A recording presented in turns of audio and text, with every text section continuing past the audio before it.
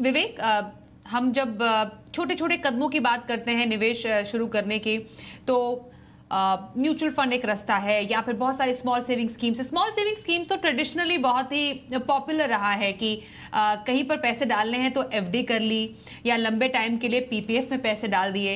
लेकिन अब तो लोगों में शेयर बाजार में सीधे एंट्री का काफी ज्यादा एक जोश भी आ गया है।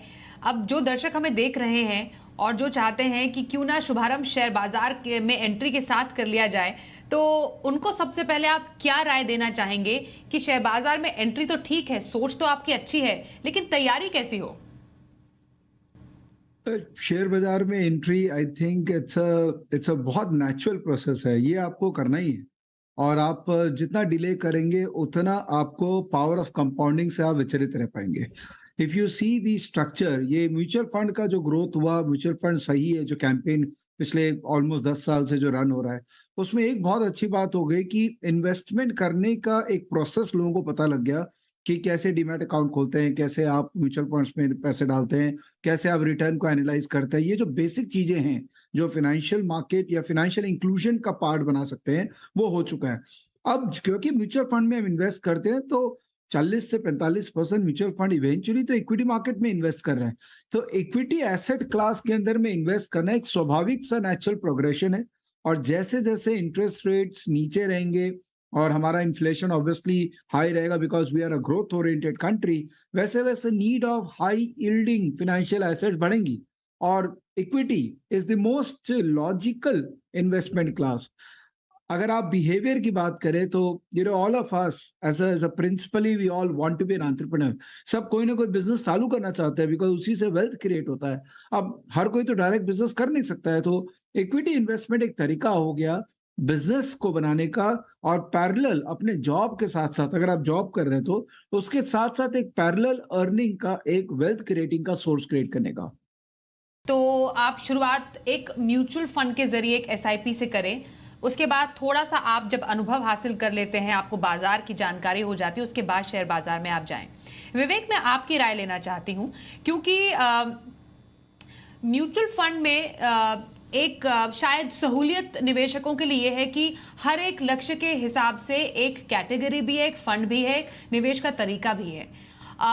क्या शेयर बाजार इस तरीके की फ्रीडम या इस तरीके का जो तरीका है वो अपने निवेशकों को देता है?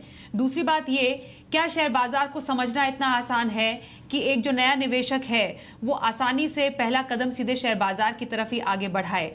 तो कहने का मतलब ये कि शेयर बाजार में निवेश शुरू करने से पहले या शुरू करने के लिए किस तरीके की नॉलेज की जरूरत होती है? देखिए, एक एक बात मैं कहना चाहूंगा कि आज भी हम अगर किसी डॉक्टर के पास में जाते हैं तो गूगल जरूर कर लेते हैं कि भाई डॉक्टर वो सही बोल रहा है क्या, वो बीमारी के बारे में हमारे अंदर भी एक जिज्ञासुनेस होती है। तो जो ये बात है ना कि म्यूचुअल फंड एक फंड मैनेजर है जो कि मैनेज कर रहा है, ये अच्छी बात है। ऑब्वियसली हम चाहते हैं कि हम अपना पैसा एक डॉक्टर को दें ताकि वो उसको प्रॉपर्ली मैनेज करे। बट हम बहुत अलग दुनिया में रह रहे हैं जहाँ पर इंफॉर्मेशन एक्सेस इतना ईजी हो गया है, नॉलेज एक्सेस इतना ईजी हो गया है कि अगर आप थोड़ा एफर्ट करें तो आप खुद भी एटलीस्ट एक बेसिक लेवल का नॉलेज मिलने से आप बेसिक कदम उठाना चालू कर देंगे। मैं ये नहीं कहता हूं कि आप एक म्यूचुअल फंड में डालिए मत, और मैं ये नहीं कहता हूं 100% इक्विटी में डालिए। व्हाट आई एम सेइंग कि अगर शुरुआत हमने म्यूचुअल फंड से किया, और मेरे हिसाब से निफ्टी ईटीएफ इससे अच्छा कोई भी म्यूचुअल फंड स्कीम नहीं है, क्योंकि कम से कम इसमें ट्रांजेक्शन कॉस्ट है और ऑटो बैलेंसिंग है, अपने आप अच्छे स्टॉक आते हैं और बुरे स्टॉक निकल जाते हैं।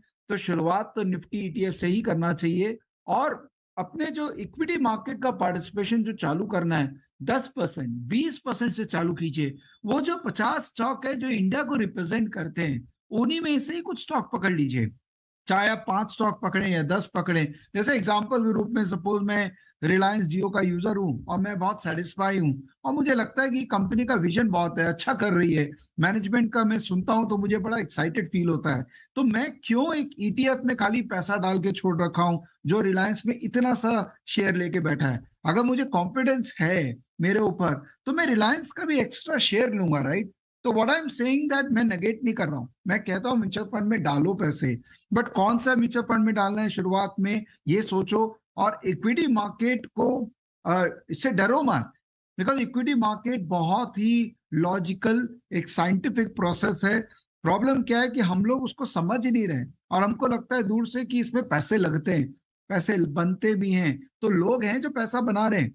लोग कहते हैं कि 99% लोग पैसा नहीं बनाते, 1% पैसा बनाते हैं। मेरा प्रश्न ये है कि आप वो 1% बनना चाहते हैं कि 99% बनना चाहते हैं? तो मैं थोड़ा प्रो इक्विटी ज्यादा हूं। मैं म्यूचुअल फंड को बहुत अलग तरीके से यूज करता हूँ, निफ्टी ईटीएफ में करता हूँ, लिक्विड फंड यूज करता हूँ शॉर्ट टर्म पार्किंग के लिए। But long term wealth creation के लिए मैं इक्विटी में बहुत कन्विंस हूँ। एफर्ट डालना पड़ेगा, सीखना पड़ेगा।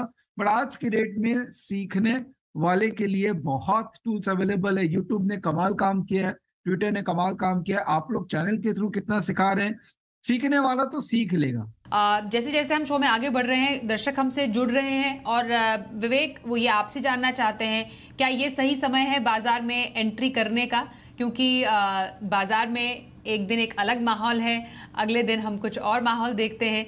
तो जिसको शेयर बाजार में दिलचस्पी है वो समझना चाहते हैं कि कौन सा ऐसा वक्त होता है या कौन सा ऐसा समय होना चाहिए जब किसी को बाजार में एंट्री करनी चाहिए, या ऐसा कोई रूल नहीं? डिपेंड करता है कि आप किस टाइम अवधि के लिए सोच रहे हैं। कि अगर आप यहाँ से 5 साल के लिए पोर्टफोलियो बिल्ड कर रहे हैं तो टाइमिंग करके कोई फायदा नहीं है, बिकॉज सब टाइम सही टाइम है। अगर आप 1 साल के लिए पोर्टफोलियो बिल्ड कर रहे हैं तो टाइमिंग करना जरूरी है। अगर आप 2 महीने के लिए पोर्टफोलियो बिल्ड कर रहे हैं तब तो टाइमिंग करना बहुत जरूरी है, बिकॉज जितना बेटर आप टाइमिंग करेंगे उतना आपका रिटर्न इनहेंस होगा। और जनरली बाजार में देखा गया है कि जब बाजार गिरता है तब फिर वो एक तरह का फियर आता है, और बड़ा पैसा वही बनाता है जो फियर के समय एक्ट करता है। और जब बाजार बहुत बढ़ता है तो ग्रीड आता है, तो बड़ा पैसा वही बनाता है जब वो एग्जिट कर पाता है। तो शॉर्टर टेन्योर के अंदर में अगर आपको पोर्टफोलियो बेस्ड काम करना है, ट्रेडिंग करना है, जिसको हम ट्रेडिंग कह सकते हैं, तब तो आपको एंट्री और एग्जिट दोनों को इतना वेटेज देना पड़ेगा। बट अगर आप 5 साल 10 साल के लिए पोर्टफोलियो बिल्डअप स्टेज में है, तब बाजार क्या कर रहा है मायने नहीं रखता है। मायने ये रखता है कि कंपनीज क्या कर रही है। जिस कंपनी में आपने इन्वेस्ट किया है उसका मैनेजमेंट हर क्वार्टर आके क्या बोल रहा है, क्या वो बिजनेस सही कर रहा है, बिजनेस खराब कर रहा है। फिर निफ्टी या सेंसेक्स का एक तरह से कोई मायने नहीं है, हो सकता है गिर जाए, बट जनरली देखा गया है लास्ट 100 साल का अगर अपने हिस्ट्री देखें तो गिरने के बाद में बाजार रिकवर बहुत फास्ट करता है। बढ़ते हुए बाजार के अंदर में तेजी चलती रहती है, गिरते हुए बाजार में रिकवरी बहुत फास्ट आती है। तो don't worry about the market if you are building your portfolio for 4 5 6 years. Vivek, बहुत ही समय कम है। बिल्कुल बिल्कुल। तो म्यूचुअल फंड पोर्टफोलियो का हमने एक सार समझा बहुत ही संक्षिप्त में। विवेक, एक पोर्टफोलियो प्लानिंग में शेयर बाजार का परसेंटेज कितना हो आपकी नजर में? मैं एक्चुअली सर जो कह रहे हैं मैं उसी को मान लेता हूँ। और वो जो इक्विटी वाला पोर्शन ले रहे हैं, मैं इक्विटी करूंगा, बट मैं डायरेक्ट इक्विटी करूंगा। और मैं इस तरह से करूंगा, सो डायरेक्ट इक्विटी में मैं इसको डिस्ट्रीब्यूट करूंगा 2 पोर्टफोलियो में, कोर पोर्टफोलियो और satellite portfolio. Core portfolio should be exactly equal to your age. तो अगर आप 50 साल के हैं तो 50% of your equity portfolio should be core. और कोर के अंदर में वो 10-15 स्टॉक होंगे जिसमें आप आराम से लॉन्ग टर्म होल्ड करना चाहेंगे बिना कोई चिंता के।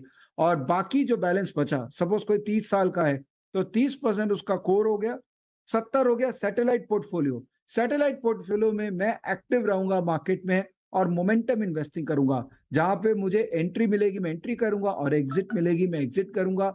ट्रेडिंग नहीं हुआ, ये डेरिवेटिव्स नहीं हुआ। बट हाँ, कैश मार्केट के अंदर में आपको अपॉर्चुनिटीज मिलती है। अगर आप एक्टिव रह सकते हैं थोड़ा मार्केट में तो आपको अपॉर्चुनिटीज मिलती है कि आप मोमेंटम ट्रेडिंग करके एक्स्ट्रा पैसा जनरेट कर सकते हैं। अगर आप नहीं कर सकते हैं सब, आपके पास हफ्ते में 1 या 2 घंटे हैं सिर्फ पैसा मैनेज करने के लिए, तब आई थिंक म्यूचुअल फंड सही है। लेकिन अगर आप हफ्ते में 10 आवर निकाल सकते हैं, क्योंकि आपका पैसा है, आप ही को चिंता होनी चाहिए, 10 घंटे अगर आप निकाल सकते हैं तो direct equity is a good option. खाली उसको सीखना समझना पड़ेगा। तो सोच समझकर निवेश कर, ये एक पूरा इसको हम कह सकते हैं, लेकिन जानकारी रख कर करें। बहुत धन्यवाद करेंगे अनिल चोपड़ा जी आपका, और साथ ही विवेक बजाज आपका भी इस बेहद ही खास कार्यक्रम में हमारे साथ शामिल होने के लिए। मनी गुरु में आज के इस खास पेशकश में बस इतना ही। देखते रहिए जी बिजनेस।